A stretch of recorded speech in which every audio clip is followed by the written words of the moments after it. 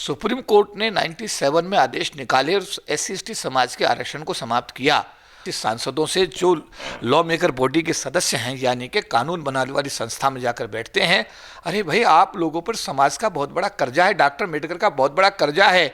अब समय है कि आप अपनी आवाज़ को उठाइए। आज SC/ST जो भी समाज, OBC समाज है, जो गरीब समाज है, मुझे लगता है कि आने वाले दिनों में उसका असर और ज़्यादा खतरनाक और बहुत बुरा होने वाला है। हमको सरकार के लोगों ने बुलाया कि आप लोग अपने संगठनों की परिधि से आप बाहर आ जाएं, आप अपनी राजनीतिक पार्टियों की परिधि से बाहर आ जाएं। इसी तरीके से हम लोग अलग अलग लड़ते रहे तो मुझे लगता है कि आने वाला समय हमारे समाज के लिए बहुत बड़ा चुनौती भरा समय होगा। अगर आप इस देश में SC/ST OBC हैं, चाहे आपका धर्म कोई भी हो, सिख समुदाय से हैं, अगर आप SC OBC हैं उसमें भी SC OBC हैं, आप क्रिश्चियन समुदाय से हैं उसमें भी ST हैं, आप हिंदू समुदाय हिंदू धर्म से हैं उसमें भी SC/ST OBC है, आप बुद्धिस्ट हैं उसमें भी OBC SC हैं, या आप मुसलमान हैं उसमें भी OBC और ST है। तो इस देश में आपके साथ जातिवादी व्यवहार किया जाता है। आप नौकरी में हो, बिजनेस में हो, सामाजिक आंदोलन में हो, पत्रकार हो, जुडिशरी में हो, मीडिया में हो, ब्यूरोक्रेसी में हो, कॉलेज यूनिवर्सिटी में हो, और गलती से अगर समाज की मुख्य धारा में हो, पावर सेंटर्स में हो, तो जाति और आपका पीछा करने लगती है।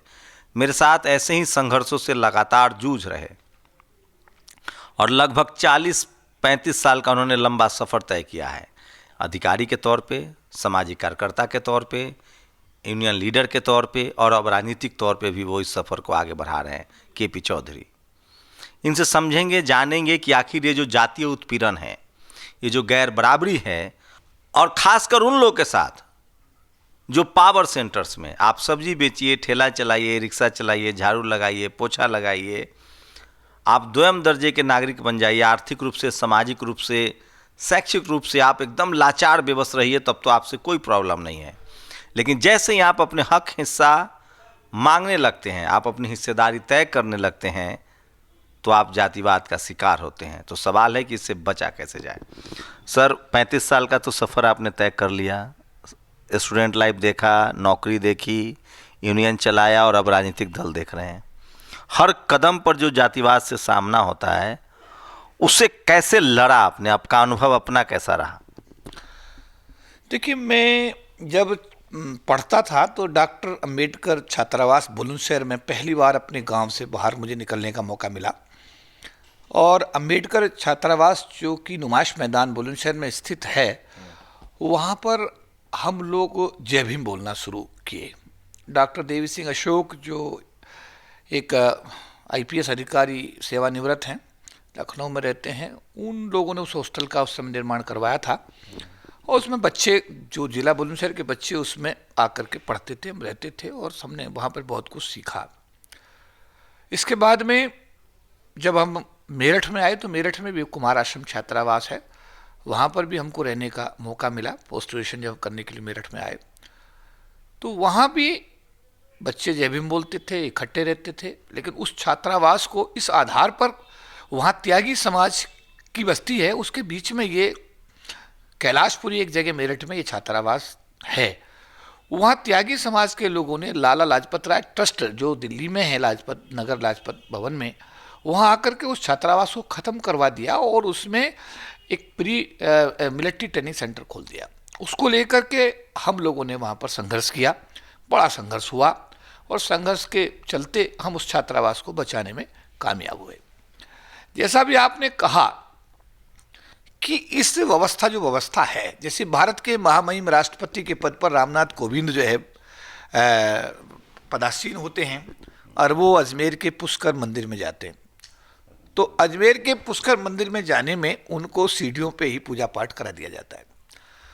भारत के जातिवादी अगर रूप को देखा जाए तो आज से करीब 35 साल पहले, 40 साल पहले, जब वाराणसी के अंदर संपूर्णानंद जी की मूर्ति का अनावरण देश के रक्षा मंत्री जगजीवन राम के द्वारा किया गया, उसके बाद उसको गौमूत्र साफ किया गया, और आज 40 साल बाद जब भारत के राष्ट्रपति के रूप में रामनाथ कोविंद अजमेर के पुष्कर मंदिर में जाते हैं, और उस पुष्कर मंदिर में उसे अंदर घुसने की इजाज़त नहीं मिलती है और वो बाहर सीढ़ियों पे ही पूजा पाठ कर लेते हैं।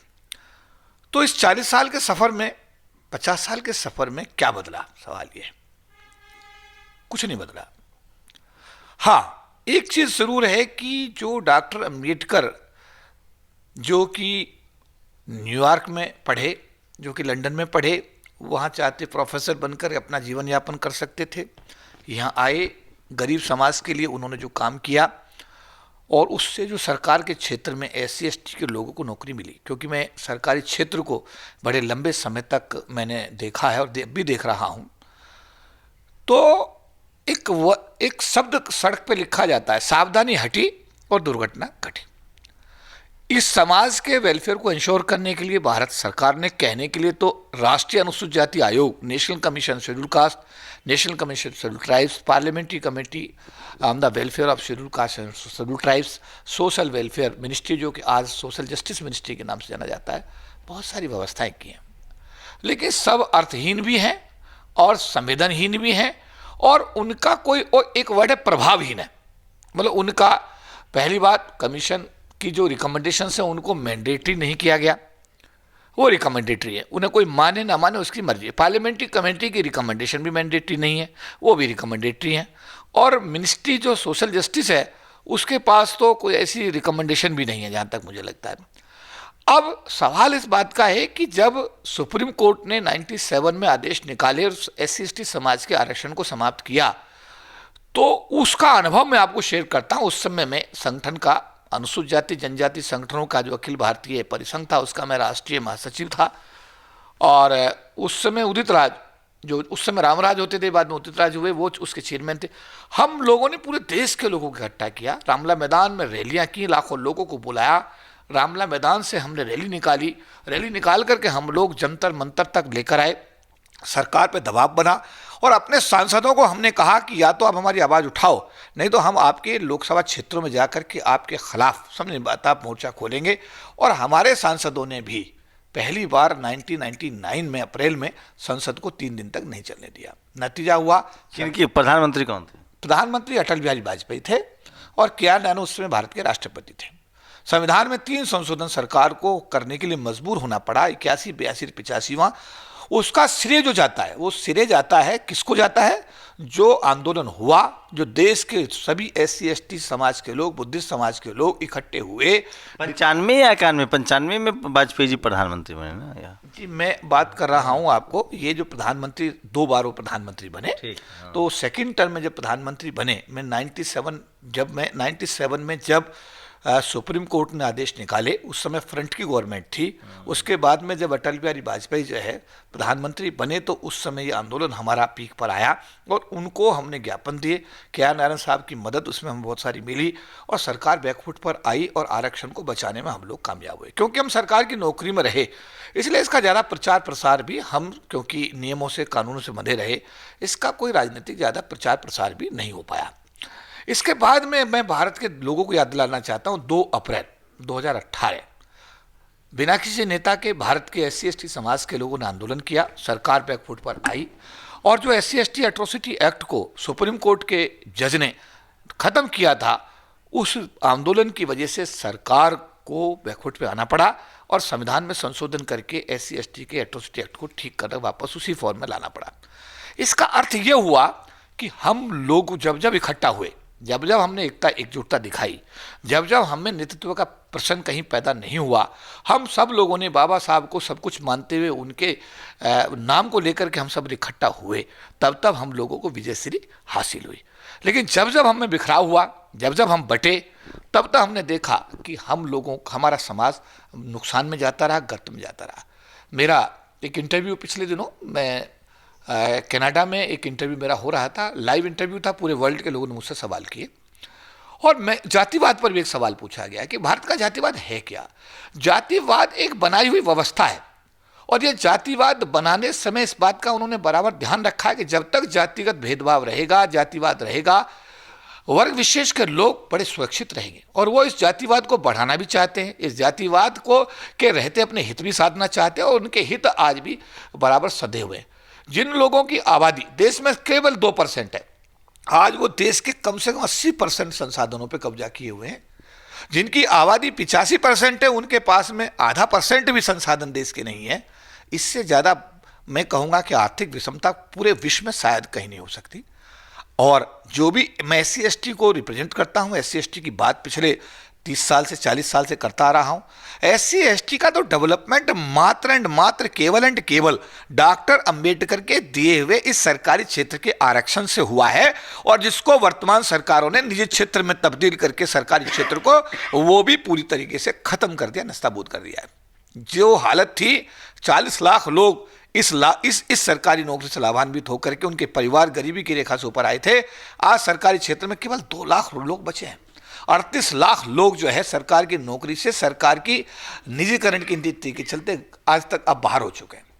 सरकार का अपना एजेंडा जो SC/ST के लिए है, सवाल यह है कि सरकार का एजेंडा जो SC/ST के लिए वो क्या है, किस तरीके से SC/ST के लोगों का सरकार भला करना चाहती है, किस तरीके से राष्ट्र की मूलधारा में लाना चाहती है, उनका आर्थिक जो है विकास करना चाहती है। ये पक्ष तो सरकार को रखना पड़ेगा, रखना चाहिए। और मैं साथ साथ राजनेता जो लॉ मेकर बॉडी के सदस्य हैं, मैं सांसदों की बात कर रहा हूं, मैं विधायकों की बात कर रहा हूं, जो विधायिका का काम देखते हैं, मैं उन लोगों से कहता हूं कि साहब आप भी 25% के रिजर्वेशन से ही इस जो लोकसभा का एक बड़ा हाउस है, जो कानून बनाने की संस्था है, उसके सदस्य बने। आप 25% के आरक्षण से आते हैं। एक भी आदमी आज तक 25% के आरक्षण की संख्या से ऊपर नहीं आया। अब जब आप आरक्षण से आते हैं और आरक्षण आपको डॉक्टर अम्बेडकर ने दिया है, तो मेरा विनम्र निवेदन है ऐसे सांसदों से जो लॉ मेकर बॉडी के सदस्य हैं, यानी कि कानून बनाने वाली संस्था में जाकर बैठते हैं, अरे भाई आप लोगों पर समाज का बहुत बड़ा कर्जा है, डॉक्टर अम्बेडकर का बहुत बड़ा कर्जा है। अब समय है कि आप अपनी आवाज़ को उठाइए। ये जो लोग पढ़े लिखे बच्चे हैं, जो BTech करके MTech करके 80% 90% की डिग्री लेकर सड़कों पर घूम रहे हैं, उनमें आपका बच्चा भी हो सकता है, मेरा बच्चा भी हो सकता है, समाज का कोई बच्चा, सारे समाज के बच्चे। ये बच्चे जब आपसे पूछेंगे तो इनका जवाब क्या होगा? अब डॉक्टर अम्बेडकर तो है नहीं, और काशीराम जी आए, वो भी काशीराम भी हमारे बीच नहीं है। राजनीतिक जो हम लोगों ने अपनी एक हाइट प्राप्त की थी माननीय काशीराम जी के प्रयासों से, मैं देख रहा हूं कि उसमें भी बड़ी भारी गिरावट आ रही है। गली गली में नेता है और गली गली में समझे अभिनेता है, लेकिन समाज कैसे आगे जाए, समाज की समस्या क्या है, उसका समाधान कैसे होगा, इस पर चिंतन और मंथन की नितांत आवश्यकता है। और मैं समाज के हिसाब से क्या करना चाहिए बहुजन समाज को? देखिए, मैं तो कहूंगा कि जो नेतृत्व का प्रश्न जगह जगह पैदा होता है, कई लोग हैं जो नेतृत्व को लेकर के एक ग्रुप बनाते हैं, संगठन बनाते हैं, और संगठनों की परिधि से बंद करके वो अपने आप को बिल्कुल, मैं कहता हूं कि सीमित कर लेते हैं। मेरा कहना है कि अब समय आ गया है कि संगठनों की परिधि से आपको ऊपर उठना पड़ेगा, राजनीतिक दलों की परिधि से आपको ऊपर आना पड़ेगा, डॉक्टर अम्बेडकर को और भारत के संविधान को अपना आपको नेता स्वीकार करना पड़ेगा, और उनका नेतृत्व मानते हुए सबको आम आदमी बन करके अपने समाज की आवाज़ बननी पड़ेगी। जब तक आप अपने समाज की आवाज़ बन करके एकजुट होकर, इकट्ठे होकर के अपनी समाज को आवाज़ को उठाओगे नहीं, तब तक मुझे लगता है कि जो अपना समाज SC/ST, जो भी समाज OBC समाज है, जो गरीब समाज है, मुझे लगता है कि आने वाले दिनों में उसका असर और ज़्यादा खतरनाक और बहुत बुरा होने वाला है। तो सोचिए, आज़ादी के 75 साल बाद सरकारीकरण हुआ, देश आज़ाद हुआ संवैधानिक अधिकार में, लेकिन सवाल है कि जब सरकारी संस्थाएं ही नहीं बचेंगी तो संवैधानिक अधिकार का क्या होगा? क्या एक कोई बड़ी साजिश है? निजीकरण के नाम पर इस देश के 85% SC/ST OBC का हक छीना जा रहा है। क्या उनको media, judiciary, college, university, bureaucracy, business में भागीदारी नहीं दी जा रही है? क्या उनको जानबूझकर इस देश की 85% आबादी को मजदूर, लाचार, बेबस रखा जा रहा है? सवाल है कि इसका रास्ता क्या है? सर, इसका रास्ता क्या है? देखिए, इसका रास्ता तो जैसे मैंने कहा कि 97 में एक रास्ता निकाला। तत्कालीन आयोग के जो चेयरमैन थे हनुमंथप्पा साहब, उन्होंने संगठन का निर्माण कराया, उन्होंने अपने चैम्बर में बुला करके, और सभी लोग इकट्ठे हुए, एकजुट हुए।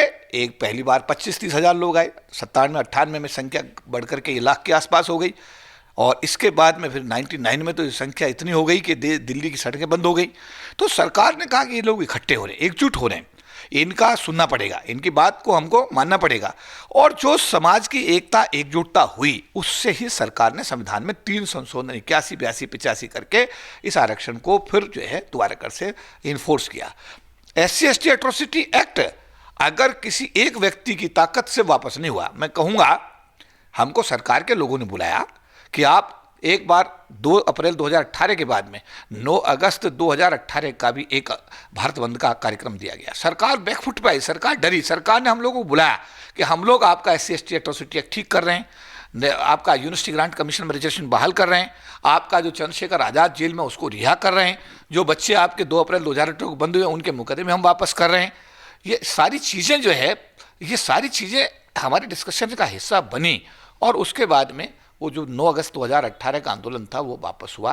तो मैं ये कहना चाहूँगा कि चाहे 2 अप्रैल 2018 का आंदोलन था, चाहे 97, 98, 99 का इस जो महासंघ का जो आंदोलन था, जिसको पूरे देश दुनिया ने देखा, ये एकता और एकजुटता की वजह से ही हम इन सब चीज़ों को अचीव करने में कामयाब हुए हैं।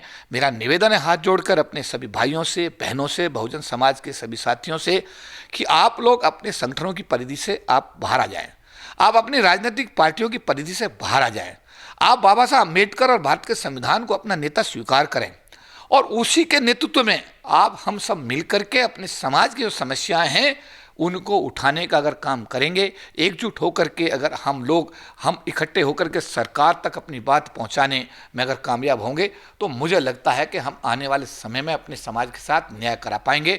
अन्यथा अगर इसी तरह संगठन बनते रहे, इस तरह पार्टियां बनती रहीं, इसी तरीके से हम लोग अलग अलग लड़ते रहे, तो मुझे लगता है कि आने वाला समय हमारे समाज के लिए बहुत बड़ा चुनौती भरा समय होगा और हम अपने आने वाली पीढ़ियों को उनके सवालों के जवाब भी नहीं दे पाएंगे। तो ये थे KP चौधरी साहब के सुझाव। क्या आपको लगता है कि यही एक रास्ता बचा है? आपकी प्रतिक्रिया बहुत ज़रूरी है। कैमरामैन आशीष के साथ शंभू कुमार सिंह, नेशनल दस्तक, दिल्ली। नेशनल दस्तक की आपसे गुजारिश है कि अगर इसको बचाना चाहते हैं तो नेशनल दस्तक को सब्सक्राइब करने के लिए रेड कलर के सब्सक्राइब बटन को दबाएं, फिर बेल आइकन की घंटी दबाएं। नेशनल दस्तक को बचाने के लिए बहुत ज़रूरी है कि हर खबर को शेयर करें, लाइक करें, कमेंट जरूर करें।